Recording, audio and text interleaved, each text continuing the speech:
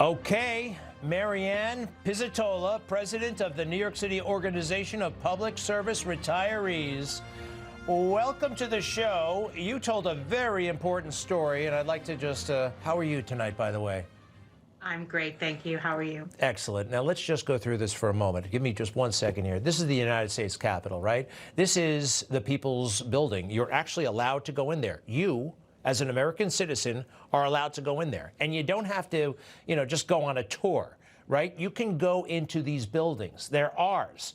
This is New York City Hall. You can go there. You can go inside. You can protest on the steps of City Hall, right?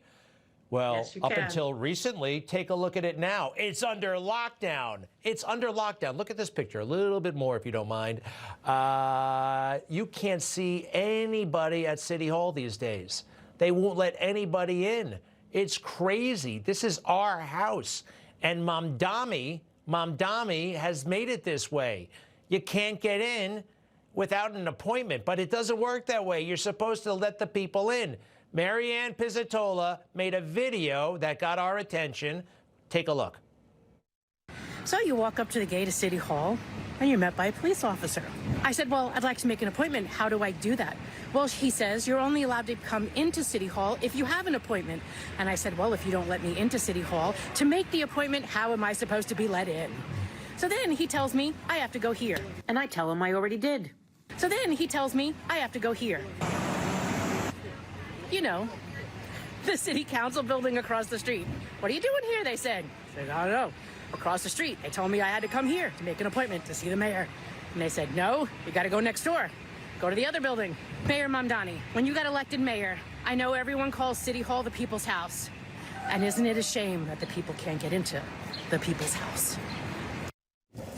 Marianne Pizzatola, it's really a shame because people have had access. What happened? What have you found out about? Is there a new policy? Why did they keep you out? I've been told that there's a policy in effect that you can't get into City Hall. The gate was closed. I've never seen the gate closed like that. Usually the gate is open. You can walk up to the police officer at the security booth. You get let in. You have to go through a metal detector and then you're allowed in. And I've never, in the 30 years I'm doing this, I've never had an issue getting into City Hall. Now, I couldn't get in.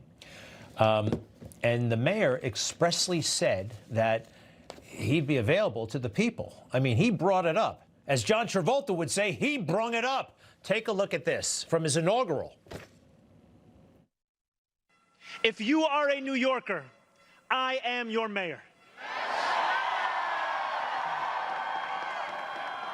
Regardless of whether we agree, I will protect you, celebrate with you, mourn alongside you, and never, not for a second, hide from you.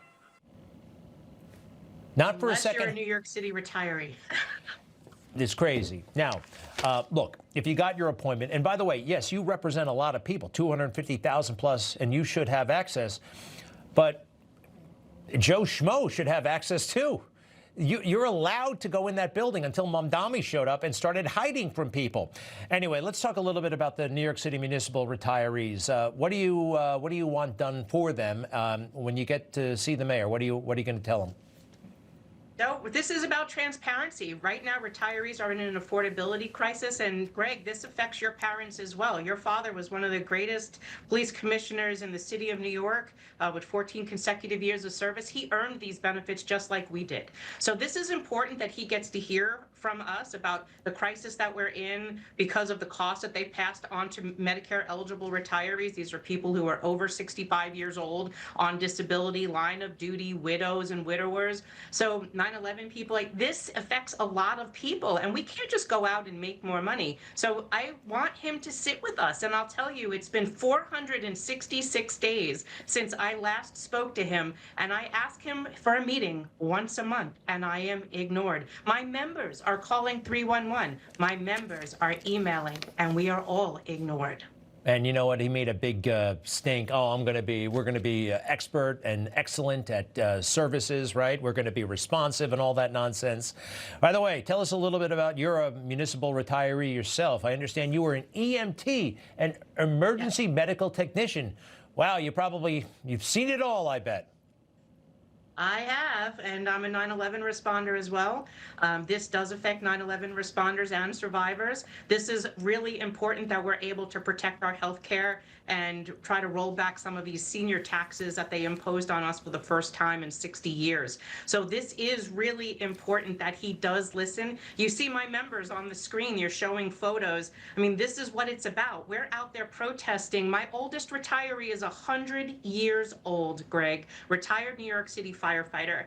This is just insane that we have to go through this in order to get attention, to get him to speak with us about preserving the health care that we earned and paid for. Look, we're over 250,000 people. We built this city, we rebuilt this city. We're only asking for a meeting, a sit down with this mayor to say, hey, listen, we kept our promise and it's up to you to keep yours. And I'm really going to try hard to make sure he hears us.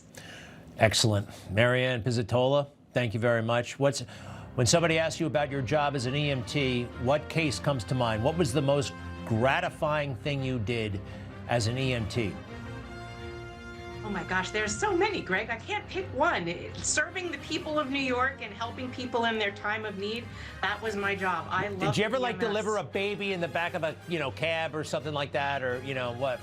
What's the weirdest thing that Yes. ever happened? The weirdest thing? Yeah. The weirdest thing. There was a man who was suffering from an emotional trouble who held a rubber alligator at the top of the stairs and needed help. A rubber what? Alligator. That would leave an impression. And you were able to help yes, him. We were. I knew. You see it all as an EMT. Marianne Pizzatola, thank you very much. Let us know when you get that appointment with the mayor. Gosh, what a I will, ridiculous. absolutely. Thanks, Greg. You deserve it. We'll be right back.